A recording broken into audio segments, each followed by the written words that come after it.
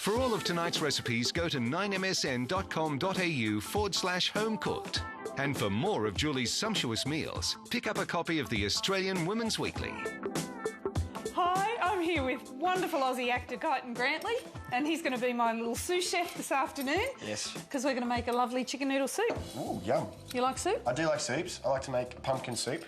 Oh, I love pumpkin soup. I put sweet potato in my pumpkin soup. Very nice. And coconut cream. Oh, beautiful. Cream. So it's quite sweet, it's good. But I don't know much about any other soups, so this will be good. Awesome.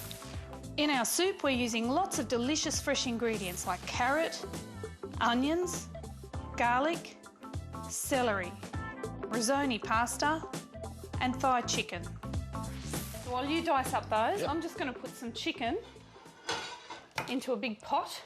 Big pot? Yep. With some oil? With a little bit of oil, just some vegetable oil. Okay.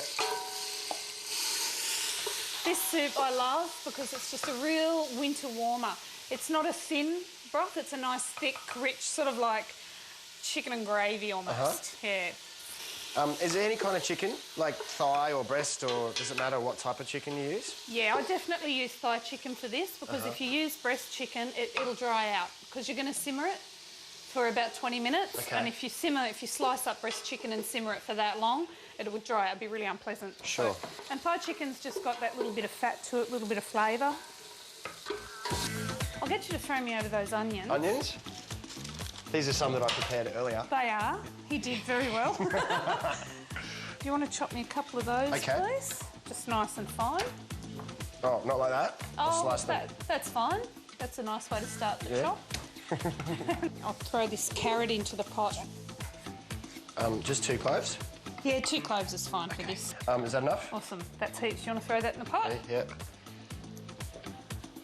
Excuse and what the I'll fingers. get you to do with that is to just cut the stalk that way and then chop it again like you did with the carrot. And ignore these bits? Ignore those bits. Okay. Yeah, they're a bit too many strings and not enough celery in that. Sure. So, onion into the pot. Yep. That's 2 big onions, that is. This soup I love to have in the fridge at home. The boys love it for afternoon tea after school. Oh, yeah? Do you know how hungry Yeah. big boys are when they come home from school? I remember. A big cup of this, it's got the pasta in it, so it's really filling and it's really warming and it's just like giving them a big hug. Oh, well, that's good. I'm looking forward to having a new soup in my repertoire. Cool. OK, you want to chuck that into the pot? Excuse me. You're excused. Yum. OK. Now, the next thing I'm going to do is put a bit of flour in, and what that does is just means it's going to be a really thick sort of a soup. Is it just a normal plain flour? Yeah, just plain flour, 1/4 cup like that. Yep. And I just sprinkle it over the chicken and veg. Dusting? Yeah. Yep. And I'm going to stir that through so that it cooks through evenly without being lumpy. Okay. So what I've got there is you've got some of the fluids coming out of the veggies and the chicken. I'm just going to stir it to coat it all. So that flour's started to cook down. I'm going to pour just a bit of the stock in so that, see how the flour's sort of getting taken up in the stock? There you go, it's got that beautiful texture now. Okay.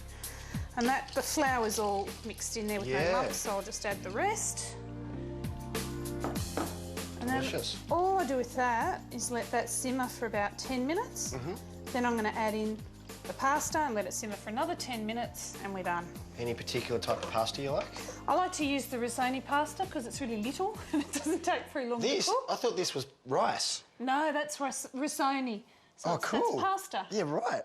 It's cute pasta. So that expands a lot when it goes in? It about doubles, yeah. All right, so a cup of that and in about 10 minutes or so, that'll be cooked and it'll be lovely and thick and rich.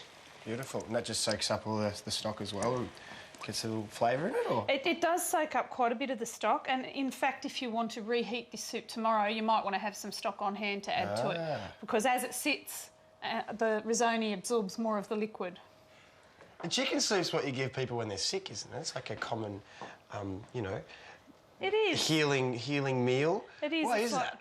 I think it's because, I don't know, I think it's like a hug. It is, isn't it? There's a lot of love in there. I think it's as good for you as a big warm hug.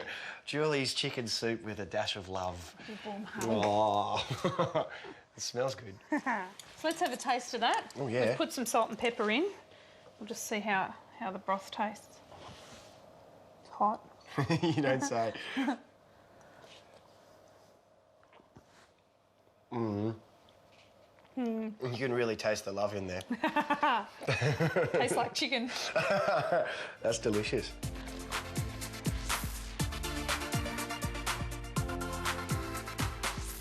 After the break, Julie and Guyton make a decadent winter chocolate dessert. Can't wait.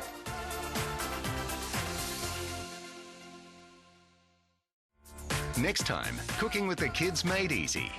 Cricket great Steve Waugh and his kids join Julie for some delicious oven-fried chicken. An easy slice with a sneaky serve of veggies. And a giant treat the kids will love.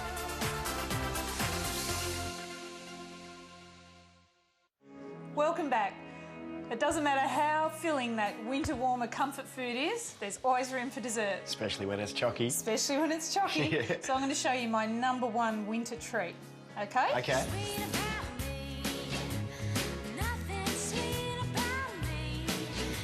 I'm going to get you to crack some eggs into that bowl, Sure. please, while All I right. break up a couple 100 grams of chocolate. So, Guyton, I want 2 whole eggs. 2 holes. And 2 egg yolks. Oh, so I have to split them. Aha. Whoa. Oh, I'm sure you can manage. Yeah, I've seen it done. I've Yeah. never actually done it. We'll give it a go. So I just crack it. Crack it. Let the white go into there, and we want the yolks in the other bowl. Oh, look at that. Awesome. that- See? What? Oh, is you're that a enough? natural. Yep. More? Okay. Doesn't matter if there's still a bit of white, because Sure. yeah. And what is that? What kind of chocolate is that? Oh, this is really, you want good quality dark cooking chocolate for this. Don't skimp on the chocolate in a chocolate dessert, because And dark chocolate, you can't have like milk chocolate, because I'm a huge fan of milk chocolate. you can absolutely have milk chocolate. I love milk chocolate in custardy desserts, but this is just a really deep flavoured dessert, so I like to use the dark. So that just goes over a pan of barely simmering water, and it can't be simmering too fast, because if the chocolate melts too fast, it just seizes up in a horrible lump. Okay. And I'm going to put that in with some butter and melt those together. How much butter is that? So that's 125 grams of butter. Okay. No one said it was a healthy dessert. Oh no, I don't mind. It's winter. That's right. What do you do in winter? Lay down layers.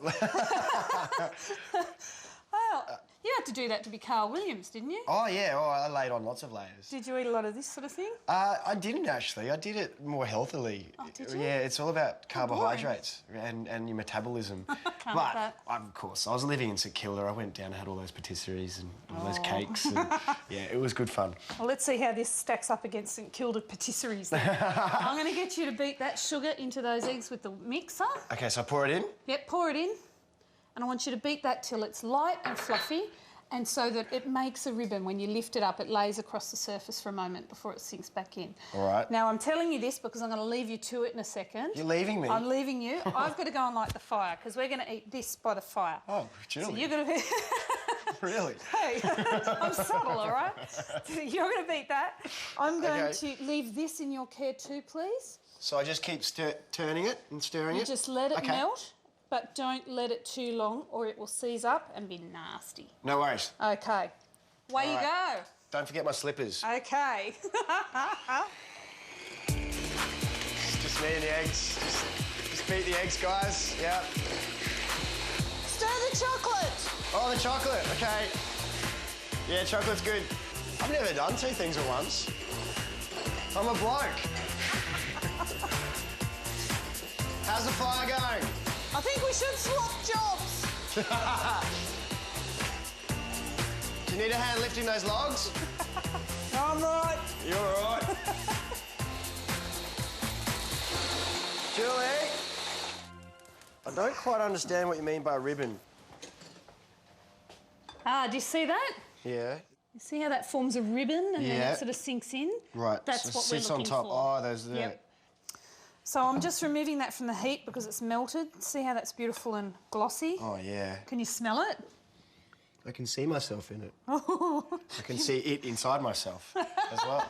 Well, let's keep moving and we'll get it there as fast as we can. Okay. So, Guyton, all we need to do is add the chocolate and fold it through. Then just sift in 1/4 cup of plain flour and mix it. Then spoon the mixture into the moulds that have been greased and dusted with cocoa. Pop the fondants in the fridge until chilled, then bake for 15 minutes. And there you have it, a beautiful hot winter dessert. Yum. Oh my gosh. It's still hot. Get some cream.